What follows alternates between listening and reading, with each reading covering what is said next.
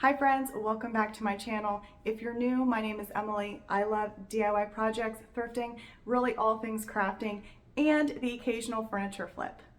Today's video is a furniture flip. It is very similar to the video type that I did last Friday, and it is a quick furniture flip, and I'm going to take you with me to my booth as I bring that piece with me and I refresh the items that I have in my booth for fall. This is the last month that I will have fall items in my booth, so I wanted to fill it as best as I could.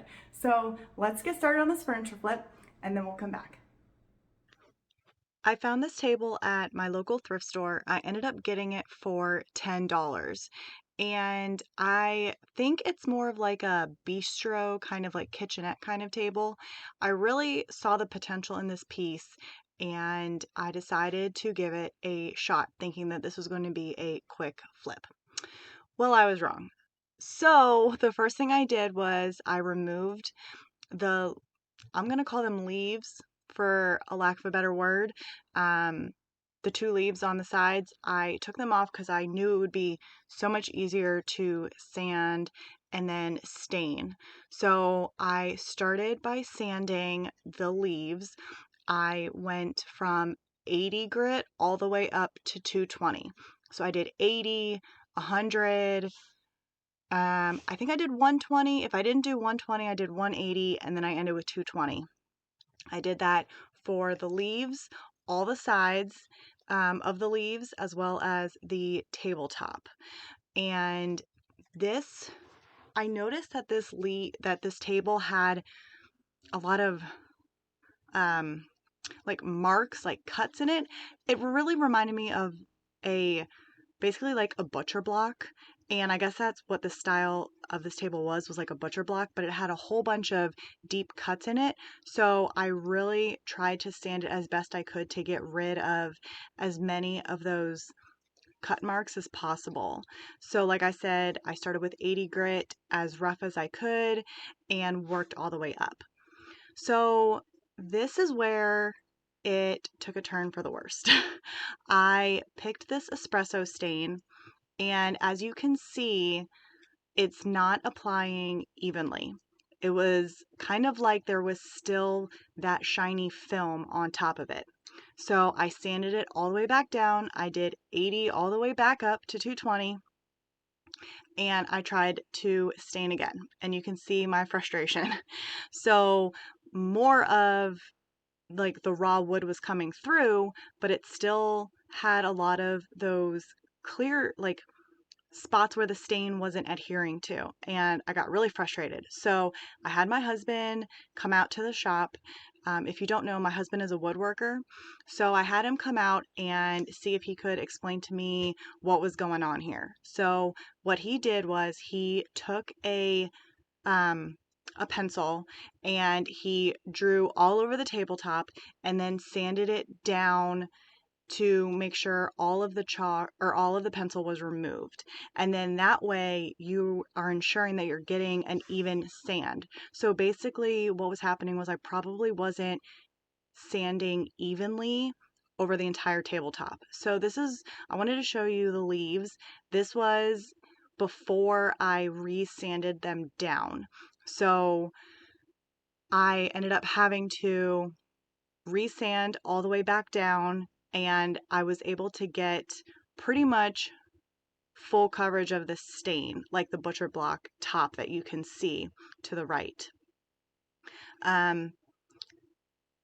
Here, I forgot. Here, this is after I sanded it again, and you can see that there is still some areas where the stain just still wasn't adhering, and there really wasn't anything I could do at that point. So I decided I was going to let the stain sit and I was going to live with it for a day or two, and if I still didn't like it, then I was just going to paint the entire table. So while everything dried, I sanded the base of the table. I did like a good scuff sand of it, and I painted it with this Bear chalk paint. I believe it's called like Midnight Sky or Midnight something. It's just their black chalk paint that they have on hand. I got it at Home Depot. This was my first time using it and I loved it. So I decided that I would Actually, not I decided, I totally forgot to stain the underside of this table and I needed to bring it to my booth like the next day. So I decided to just paint the underside of the leaves with the same black. So it kind of mirrored and matched the base and it actually looked really, really cool. And then I just clear coated everything like 3 times with polyacrylic and everything ended up working out. It just took me a lot longer. This took several days because I needed the stain to set or to fully dry. So what I thought would take a day took like 4 days. And I was actually working on this during the hurricane as well. So I guess it was kind of a blessing because it gave me something to do during the hurricane. But I really hope you guys enjoy this. And I hope that you got some tip, especially with sanding, out of this.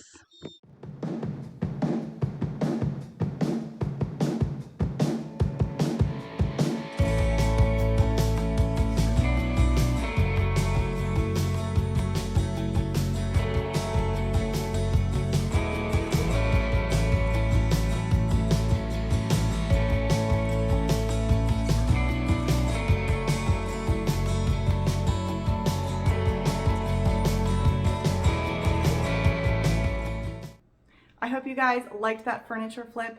Maybe you learned a little something. I did not know that if you drew the pencil marks all over your surface and you sanded it down, then you knew you had even coverage over your entire piece. So I learned something new for sure. And that was the first time I really came across an issue where I wasn't having even pressure when I was sanding. Again, not all of the spots were able to be removed fully for whatever reason, whatever was on that table. I could not remove all of it completely, but I think it added character to the piece and I'm really happy with how it turned out. I also really enjoyed using that Behr chalk paint. I've never used that brand before and I really liked it. It is also budget friendly, which is great. It had really good coverage. It is a little thinner than the Dixie Belle paint that I normally use. It's kind of like the Rust-Oleum chalk paint consistency, but I still really enjoyed it. And like I said, budget friendly, which is perfect. So I'm going to bring you guys now to my booth and refresh it.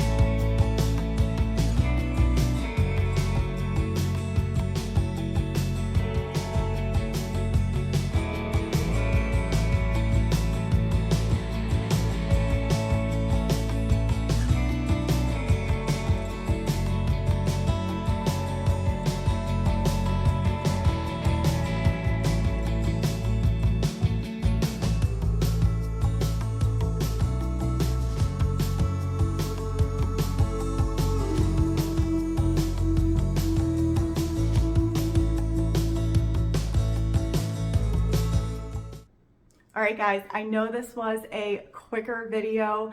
I hope you guys enjoyed looking at my booth. It is smaller. I am trying to fill it up as best as I can and hopefully the bigger pieces will sell soon so that I can kind of refresh it even more. Like I said, this is the last month that I'm gonna have fall items in there, which means I probably will not be doing any more fall DIY videos. I am now getting ready for all of the Christmas craft events in my area. I have one in November, I have one in December, I may have another one in December. I don't know if I'm going to sign up for that one yet. So I'm about to get into the full swing of Christmas crafts and all the different types of items that I make for my craft events. So stay tuned for those. I love doing craft events and I love making all the items for the craft events. So definitely stay tuned. If you like this video, if you're excited for Christmas DIYs coming up and any other crafts, please consider subscribing so that you can join along with me. I hope you guys have a wonderful weekend and I will see you all in the next video. Bye.